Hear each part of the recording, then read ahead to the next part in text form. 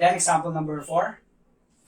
Which term of the arithmetic sequence is negative 18 given that a sub 1 is 7 and a sub 2 is 2? Okay. So n naman yung hinahanap dito. So yung given natin, a sub n is equal to negative 18. Then a sub 1 is 7. Then a sub 2 is 2. Okay? So yung hinahanap natin dito yung n. Okay? So now, gamitin natin yung formula.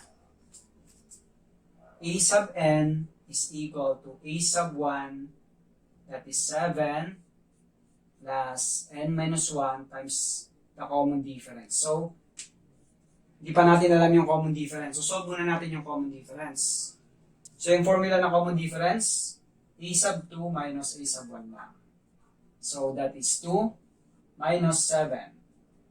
That is negative 5. So, yung common difference natin is negative 5. So, substitute lang natin. So, a sub n natin is negative 18. 7 yung a sub 1 plus n minus 1 times negative 5. Okay? So, yung n yung hinahanap natin. And then, transpose natin tong 7 dito sa kabila. Magiging negative 7 siya. Okay? Copy lang natin to.